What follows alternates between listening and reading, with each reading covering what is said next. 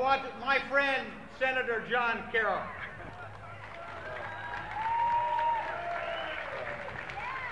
Aloha, aloha ahi ahi. Magandang gabi, kababayan. Ladies and gentlemen, I want to thank every one of you folks for coming out. When I was in high school, they had a history lesson that talked about grassroots landslides. And I thought, what a wonderful idea. I was about 13, didn't do much studying. But today, after a couple of years have gone by, I can see that this is the start of this grassroots landslide in the state of Hawaii. I want to thank every one of you who is here just for coming out and showing your faces, and I hope this will build into an even greater crescendo. Mr. Lilly was just talking about saving the super ferry. Back when I was in the legislature, I introduced the first shoreline protection management bill, and with that, we put a provision for the environmental assessment. What Mike has proposed is language to the legislature, a one-liner, which can probably get that super ferry back on track. And that is something that I would ask every one of you to call the Hanabusa and everybody else you know in the legislature to get that bill underway. The last thing I want to say is that I would ask that everyone demand that our governor veto any tax increases. Mahalo.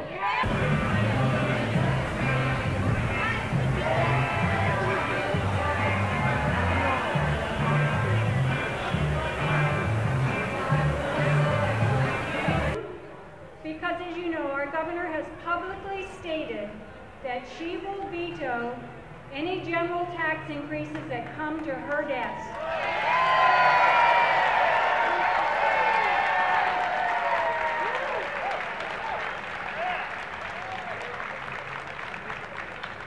And it's refreshing for her to know that she has the backing of those of you who make this state work. It is you who your hard efforts every single day, day in and day out, pay the taxes that support this state. And it's important for our legislators to recognize that increasing taxes at this particular time is absolutely the wrong thing to do.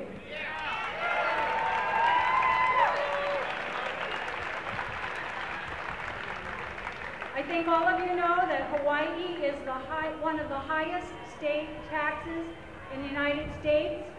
We're also referred to as one of the meanest states in the United States. Why? Because our income taxes start at one of the lowest levels. People who are on public assistance still have to pay state taxes. So we recognize that we have a system that doesn't work for any income level, be you at the lowest level or the highest level. And we know there's been talk about raising taxes for those who are quote-unquote wealthy.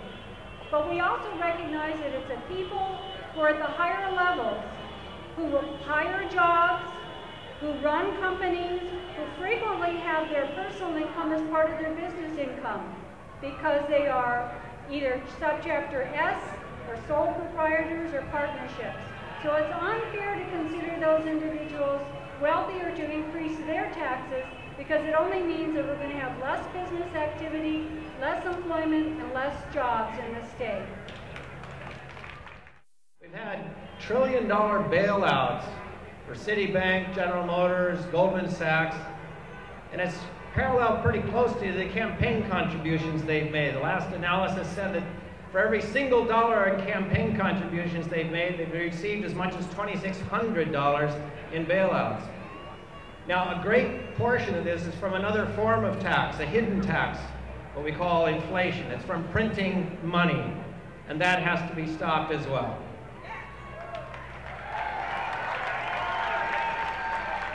Now, I want to do a little survey here.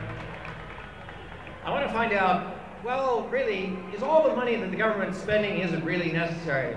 Let me ask you, how many people here feel that the government probably wastes at least 10% of your tax money? Okay, show me your hand if you feel the government wastes at least 20% of your money. How many feel the government wastes at least 30% of your money? 40%?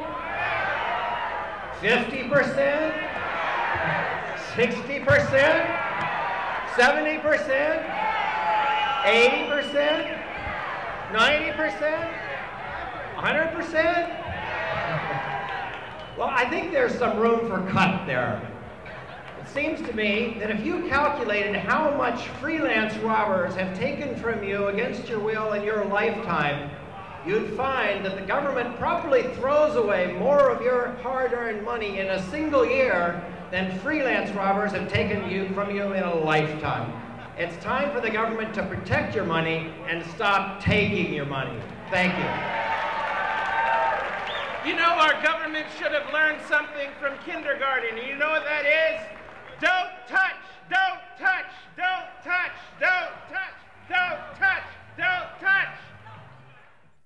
I wanted to read you a little poem that came to me, and all of us can understand how pervasive taxes are, and this poem will help bring that home.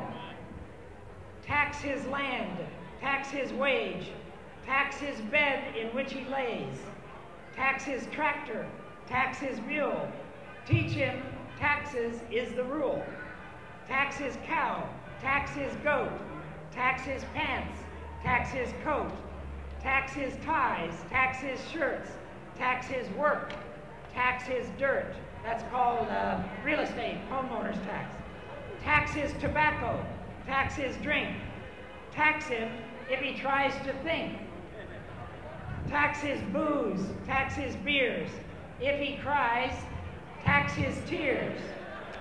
Tax his bills, tax his gas, tax his notes, tax his cash. Tax him good and let him know that after taxes, he has no dough. If he hollers, tax him more, tax him until he's good and sore. But we're not over yet, folks. Tax his coffin, tax his grave, tax the sod in which he lays. Put these words on his tomb, taxes drove me to my doom. Next 3 weeks are crucial. This annual session of the legislature winds up in 3 weeks.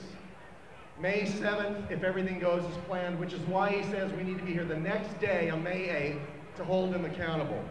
But it's during those 3 weeks that the action takes place. That's when you burn up the phone lines, burn up the fax lines, burn up the emails, march into their offices and let them know who put him in and who can take him out. So if you guys hired him, then who can fire him?